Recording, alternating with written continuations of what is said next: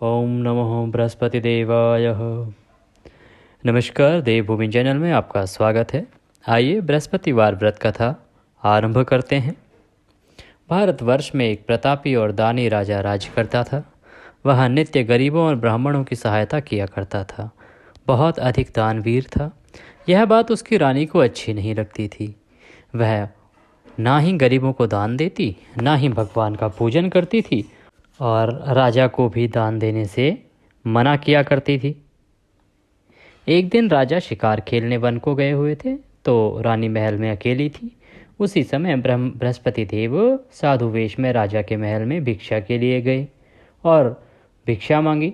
रानी ने भिक्षा देने से इनकार कर दिया और कहा, हे साधु महाराज, मैं तो दान पुण्य से तंग आ गई हूँ। मेरा पति सारा धन लुटाते रहता है। मेरी इच्छा है कि हमारा सारा धन नष्ट हो जाए, फिर ना रहेगा बांस, ना बजेगी बांसुरी। साधु ने कहा, देवी तुम तो बड़ी विचित्र हो।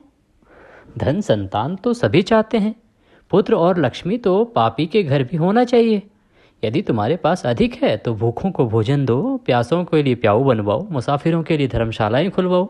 जो निर्धन अपनी कुमारी कन्याओं का विवाह नहीं कर पाते, उनका विवाह करो।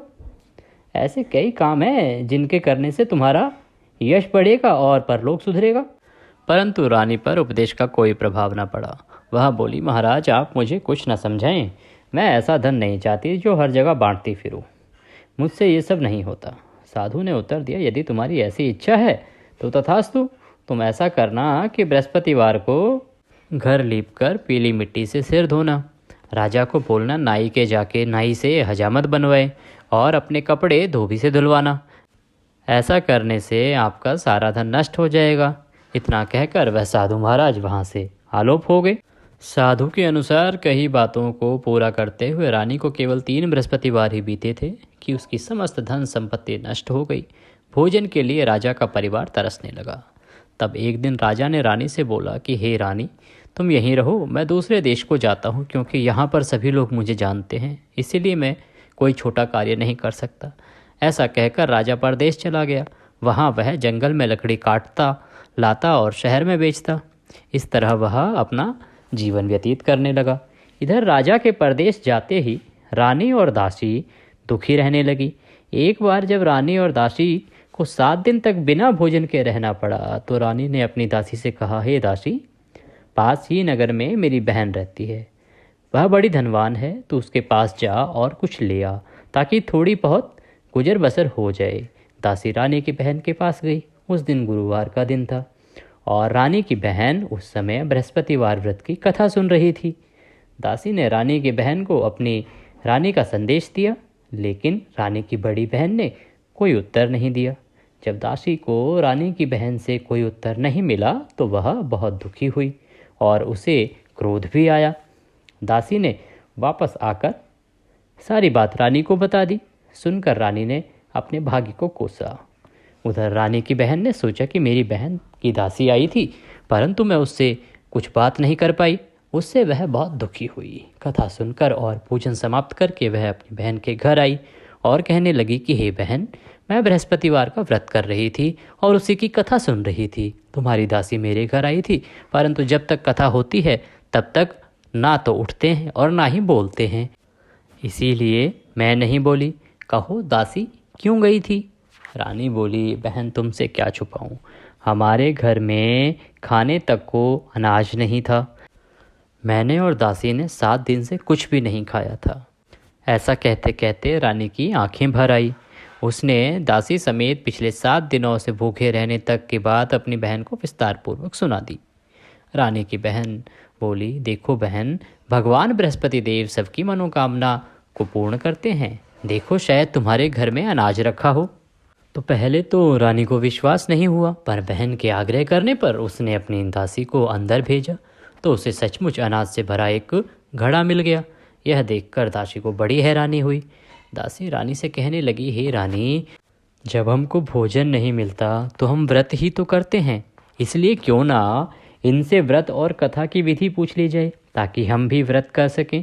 तब रानी ने अपनी बहन से बृहस्पतिवार के व्रत के बारे में पूछा। उसकी बहन ने बताया, बृहस्पतिवार के व्रत में चने की दाल और मुनक्का से विष्णु भगवान का केले की जड़ में पूजन करें, तथा दीपक जलाएं, व्रत कथा सुने और पीला भोजन ही करें। इससे बृहस्पति देव प्रसन्न होते हैं। व्रत और पूजन विधि बताकर रानी की बहन अपने घर को लौट गई। 7 दिन बाद जब गुरुवार आया तो रानी और दासी ने व्रत रखा। गुड़साल में जाकर चना और गुड़ ले आई, फिर उससे केले की जड़ में विष्णु भगवान का पूजन किया। अब पीला भोजन कहाँ से आए, यह विचार करने लगी। इस बात को लेकर दोनों बहुत दुखी थी। चूंकि उन्होंने व्रत रखा था इसलिए बृहस्पति देव उनसे प्रसन्न थे। इसीलिए वे साधारण व्यक्ति का रूप धारण कर 2 थालों में सुंदर पीला भोजन दासी को दे गए। भोजन पाकर दासी प्रसन्न हुई और फिर रानी के साथ मिलकर भोजन ग्रहण किया। उसके बाद वे सभी गुरुवार को व्रत और पूजन करने लगी। बृहस्पति भगवान की कृपा से उनके पास फिर से धन संपत्ति आ गई, परंतु रानी फिर से पहले की तरह आलस्य करने लगी। तब दासी बोली, देखो रानी, तुम पहले भी इस प्रकार आलस्य करती थी, तुम्हें धन रखने में कष्ट होता था, इस कारण सभी धन नष्ट हो गया। और अब जब भगवान बृहस्पति की कृपा से पुनः धन मिला है तो तुम्हें फिर आलस्य होता है। रानी को समझाते हुए दासी कहती है कि बड़ी मुसीबतों के बाद हमने यह धन पाया है, इसलिए हमें दान पुण्य करना चाहिए, भूखे मनुष्यों को भोजन कराना चाहिए और धन को शुभ कार्यों पे खर्च करना चाहिए, जिससे तुम्हारे कुल का यश बढ़ेगा, स्वर्ग की प्राप्ति होगी और पितृ प्रसन्न होंगे। दासी की बात मानकर रानी अपना धन शुभ कार्यों में खर्च करने लगी, जिससे पूरे नगर में उसका यश फैलने लगा। बृहस्पतिवार व्रत कथा के बाद श्रद्धा के साथ आरती की जानी चाहिए। इसके बाद प्रसाद बांटकर उसे ग्रहण करना चाहिए। एक दिन राजा दुखी होकर जंगल में एक पेड़ के नीचे आसन जमाकर बैठ गया। वह अपनी दशा को याद करके व्याकुल होने लगा। बृहस्पतिवार का दिन था। एकाएक उसने देखा कि निर्जन वन में एक साधु प्रकट हुआ। वह साधु वेश में स्वयं बृहस्पति देव थे। लकड़हारे के सामने आकर बोले, हे लकड़हारे, इस सुनसान जंगल में तू चिंता मग्न क्यों बैठा है? लकड़हारे ने दोनों हाथ जोड़कर प्रणाम किया। उत्तर दिया, महात्मा जी, आप सब कुछ जानते हैं, मैं क्या कहूँ। यह कहकर रोने लगा और साधु को अपनी आत्मकथा सुनाई। महात्मा जी ने कहा, तुम्हारी स्त्री ने बृहस्पति देव के दिन बृहस्पति भगवान का निरादर किया है, जिसके कारण रुष्ट होकर उन्होंने तुम्हारी यह दशा कर दी है। अब तुम चिंता को दूर करके मेरे कहने पर चलो तो तुम्हारे सब कष्ट दूर हो जाएंगे और भगवान पहले से भी अधिक संपत्ति देंगे। तुम बृहस्पति के दिन कथा किया करो। 2 पैसे के चने मुनक्का लाकर उसका प्रसाद बनाओ और शुद्ध जल से लोटे में शक्कर मिलाकर अमृत तैयार किया करो। कथा के पश्चात अपने सारे परिवार और सुनने वाले प्रेमियों से अमृत व प्रसाद बांटकर आप भी ग्रहण किया करो। ऐसा करने से भगवान तुम्हारी सब मनोकामनाएं पूरी करेंगे। साधु के ऐसे वचन सुनकर लकड़हारा बोला, हे प्रभु, मुझे लकड़ी बेचकर इतना पैसा नहीं मिलता जिससे भोजन के उपरांत कुछ बचा सकूं। मैंने रात्रि में अपनी स्त्री को व्याकुल देखा है। मेरे पास कुछ भी नहीं है जिससे मैं उसकी खबर मंगा सकूं। साधु ने कहा, हे लकड़हारे, तुम किसी बात की चिंता मत करो। बृहस्पति के दिन तुम रोजाना की तरह लकड़ियां लेकर शहर को जाओ। तुमको रोज से दुगना धन प्राप्त होगा, जिससे तुम भली भांति भोजन कर लोगों तथा बृहस्पति देव की पूजा का सामान भी ला पाओगे। इतना कहकर साधु अंतर्ध्यान हो गए। धीरे धीरे समय व्यतीत होने पर फिर वही बृहस्पतिवार का दिन आया। लकड़हारा जंगल से लकड़ी काट कर किसी शहर में बेचने गया। उसे उस दिन और दिन के मुकाबले अधिक पैसा मिला। राजा ने चना गुड़ आदि लाकर गुरुवार का व्रत किया। उस दिन से उसके सभी क्लेश दूर हो गए। परंतु जब दोबारा गुरुवार का दिन आया तो बृहस्पतिवार का व्रत करना भूल गया। इस कारण से बृहस्पति भगवान नाराज हो गए। उस दिन उस नगर के राजा ने विशाल यज्ञ करवाया और उस आयोजन के तहत राजा ने शहर में यह घोषणा करा दी कि कोई भी मनुष्य अपने घर में भोजन न बनावे, न आग जलावे। समस्त जनता मेरे यहाँ आके भोजन करे। इस आज्ञा को जो न मानेगा उसे फांसी की सजा दी जाएगी। इस तरह की घोषणा संपूर्ण नगर में करवा दी गई। राजा की आज्ञा के अनुसार सभी लोग भोजन करने के लिए राजा के यहाँ पहुँचे, लेकिन लकड़हारा कुछ देर से पहुँचा। इसीलिए राजा उसको अपने साथ घर ले गया और ले जाकर भोजन करा रहे थे तो रानी की दृष्टि उस खूंटी पर पड़ी जिस पर उसका हार लटका हुआ था। वहाँ वह दिखाई नहीं दिया। रानी ने निश्चय किया कि मेरा हार इस मनुष्य ने ही चुरा लिया है। उसी समय सिपाहियों को बुलाकर उसको कारागार में डलवा दिया। जब लकड़हारा कारागार में पड़ गया और बहुत दुखी होकर विचार करने लगा कि न जाने कौन से पूर्व जन्म के कर्म से मुझे यह दुख प्राप्त हुआ है, और उसी साधु को याद करने लगा जो कि जंगल में मिला था। उसी समय तत्काल बृहस्पति देव साधु के रूप में प्रकट हुए और उसकी दशा को देखकर कहने लगे, अरे मूर्ख, तूने बृहस्पति देव की कथा नहीं करी, इस कारण तुझे दुख प्राप्त हुआ है।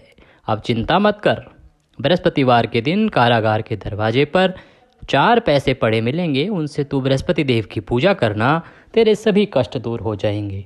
बृहस्पति के दिन उसे 4 पैसे मिले। लकड़हारे ने कथा कही। उसी रात्रि को बृहस्पति देव ने उस नगर के राजा को स्वप्न में कहा, हे राजा, तुमने जिस आदमी को कारागार में बंद कर दिया है वह निर्दोष है, वह राजा है, उसे छोड़ देना। रानी का हार उसी खूंटी पर लटका है, अगर तू ऐसा नहीं करेगा तो मैं तेरे राज्य को नष्ट कर दूंगा। इस तरह रात्रि के स्वप्न को देखकर राजा प्रातःकाल उठा और खूंटी पर हार देखकर लकड़हारे को बुलाकर क्षमा मांगी तथा लकड़हारे को योग्य सुंदर वस्त्र आभूषण देकर विदा कर दिया। बृहस्पति देव की आज्ञा अनुसार लकड़हारा अपने नगर को चला गया। राजा जब अपने नगर के निकट पहुंचा तो उसे बड़ा आश्चर्य हुआ। नगर में पहले से अधिक बाग, तालाब, कुएं तथा बहुत सी धर्मशाला, मंदिर आदि बने हुए हैं। राजा ने पूछा कि यह किसका बाग और धर्मशाला है। तब नगर के सब लोग कहने लगे, यह सब रानी और बांदी के हैं। तो राजा को आश्चर्य हुआ और गुस्सा भी आया। जब रानी ने यह खबर सुनी कि राजा आ रहे हैं तो उन्होंने बांदी से कहा कि हे दासी, देख, राजा हमको कितनी बुरी हालत में छोड़ गए थे, हमारी ऐसी हालत देखकर वह लौट ना जाए, इसीलिए तू दरवाजे पर खड़ी हो जा। आज्ञा अनुसार दासी दरवाजे पर खड़ी हो गई। राजा आए तो उन्हें अपने साथ लिवा लाई। तब राजा ने क्रोध करके अपनी रानी से पूछा कि यह धन तुम्हें कैसे प्राप्त हुआ है। तब उन्होंने कहा, हमें यह सब धन बृहस्पति देव के इस व्रत प्रभाव से प्राप्त हुआ है। राजा ने निश्चय किया कि 7 रोज बाद तो सभी बृहस्पति देव का पूजन करते हैं, परंतु मैं प्रतिदिन और दिन में 3 बार कहानी तथा रोज व्रत किया करूँगा। अब हर समय राजा के दुपट्टे में चने की दाल बंधी रहती तथा दिन में 3 बार कहानी कहता। एक रोज राजा ने विचार किया कि चलो अपनी बहन के यहाँ हो आएं। इस तरह निश्चय कर राजा घोड़े पर सवार हो अपनी बहन के यहाँ को चलने लगा। मार्ग में उसने देखा कि कुछ आदमी एक मुर्दे को लिए जा रहे हैं। उन्हें रोककर राजा ने कहा, अरे भाइयों, मेरी बृहस्पति देव की कथा सुन लो। वे बोले, लो, हमारा तो आदमी मर गया है, इसको अपनी कथा की पड़ी है। परंतु कुछ आदमी बोले, अच्छा कहो, हम तुम्हारी कथा भी सुनेंगे। राजा ने दाल निकाली और जब कथा आधी हुई थी कि मुर्दा हिलने लग गया, और जब कथा समाप्त हो गई तो वह मृत व्यक्ति राम राम करके उठकर खड़ा हो गया। आगे मार्ग में उसे एक किसान खेत में हल चलाता हुआ मिला। राजा ने उसे देख और उससे बोले, अरे भैया, तुम मेरी बृहस्पतिवार की कथा सुन लो। किसान बोला, जब तक मैं तेरी कथा सुनूंगा तब तक 4 हरैया जोत लूँगा, जा अपनी कथा किसी और को सुनाना। इस तरह राजा आगे चलने लगा। राजा के हटते ही बैल पछाड़ खाकर गिर गए तथा किसान के पेट में बड़ी जोर का दर्द होने लगा। उस समय उसकी माँ रोटी लेकर आई। उसने जब यह देखा तो अपने पुत्र से सब हाल पूछा और बेटे ने सभी हाल कह दिया। तो बुढ़िया दौड़ी दौड़ी उस घुड़सवार के पास गई और उससे बोली कि मैं तेरी कथा सुनूंगी, तू अपनी कथा मेरे खेत पर चलकर कहना। राजा ने बुढ़िया के खेत पे जाकर कथा कही, जिसके सुनते ही वह बैल उठकर खड़े हुए तथा किसान के पेट का दर्द भी बंद हो गया। राजा अपनी बहन के घर पहुंचा। बहन ने भाई की खूब मेहमानी की। दूसरे रोज प्रातःकाल राजा जगा तो वह देखने लगा कि सब लोग भोजन कर रहे हैं। राजा ने अपनी बहन से कहा, ऐसा कोई मनुष्य है जिसने भोजन नहीं किया हो, मेरी बृहस्पतिवार की कथा सुन ले। बहन बोली, हे भैया, यह देश ऐसा ही है, पहले यहाँ लोग भोजन करते हैं, बाद में अन्य काम करते हैं। अगर कोई पड़ोस में हो तो देखाऊं। वह ऐसा कहकर देखने चली गई, परंतु उसे ऐसा कोई व्यक्ति नहीं मिला जिसने भोजन न किया हो। अतः वह एक कुम्हार के घर गई जिसका लड़का बीमार था। उसे मालूम हुआ कि उसके यहाँ 3 रोज से किसी ने भोजन नहीं किया है। रानी ने अपने भाई की कथा सुनने के लिए कुम्हार से कहा। वह तैयार हो गया। राजा ने जाकर बृहस्पतिवार की कथा कही, जिसको सुनकर उसका लड़का ठीक हो गया। अब तो राजा की प्रशंसा होने लगी। एक रोज राजा ने अपनी बहन से कहा कि हे बहन, हम अपने घर को जाएंगे, तुम भी तैयार हो जाओ। राजा की बहन अपनी सास के पास गई और जाकर कहा। सास ने कहा, हाँ चली जा, परंतु अपने लड़कों को मत लेके जाना, क्योंकि तेरे भाई के कोई औलाद नहीं है। बहन ने अपने भैया से कहा कि भैया मैं तो चलूँगी, पर कोई बालक नहीं जाएगा। राजा बोला, जब कोई बालक नहीं चलेगा तब तू ही क्या करेगी। बड़े दुखी मन से राजा अपने नगर को लौट गया। राजा ने अपनी रानी से कहा, हम निर्वंशी हैं, हमारा मुंह देखने का धर्म नहीं है। इस प्रकार परेशान राजा ने कुछ भी भोजन आदि नहीं किया। रानी बोली, हे प्रभु, बृहस्पति देव ने हमें सब कुछ दिया है, वह हमें औलाद अवश्य देंगे। उसी रात को बृहस्पति देव ने राजा से स्वप्न में कहा, हे राजा उठ, सभी सोच त्याग दे, तेरी रानी गर्भ से है। राजा की यह बात सुनकर बड़ी खुशी हुई। 9वें महीने में उसके गर्भ से एक सुंदर पुत्र पैदा हुआ। तब राजा बोला, हे रानी, स्त्री बिना भोजन के रह सकती है, पर बिना कहे नहीं रह सकती। जब मेरी बहन आवे तो तुम उससे कुछ मत कहना। रानी ने सुनकर हाँ कह दिया। जब रानी की बहन ने यह शुभ समाचार सुना तो वह बहुत खुश हुई तथा बधाई लेकर अपने भाई के यहाँ आई। तभी रानी ने कहा, घोड़ा चढ़कर तो नहीं आई, गधा चढ़ के आई। रानी की बहन बोली, भाभी मैं इस प्रकार ना कहती तो तुम्हें औलाद कैसे मिलती। बृहस्पति देव ऐसे ही हैं, जैसे जिसके मन में कामनाएं हैं सभी को पूर्ण करते हैं। जो सद्भावना पूर्वक बृहस्पतिवार का व्रत करता है एवं कथा पढ़ता है अथवा सुनता है, दूसरों को सुनाता है, और बृहस्पति देव उसकी सभी मनोकामनाएं पूर्ण करते हैं। भगवान बृहस्पति देव उसकी सदैव रक्षा करते हैं। संसार में जो मनुष्य सद्भावना से भगवान जी का पूजन व्रत सच्चे हृदय से करते हैं तो उनकी सभी मनोकामनाएं पूरी होती हैं। जैसी सच्ची भावना से रानी और राजा ने उनकी कथा का गुणगान किया तो उनकी सभी इच्छाएं बृहस्पति देव ने पूर्ण की। इसीलिए पूर्ण कथा सुनने के बाद प्रसाद लेकर जाना चाहिए। हृदय से उसका मनन करते हुए जयकारा बोलना चाहिए। बोलो बृहस्पति देव की जय, भगवान विष्णु की जय।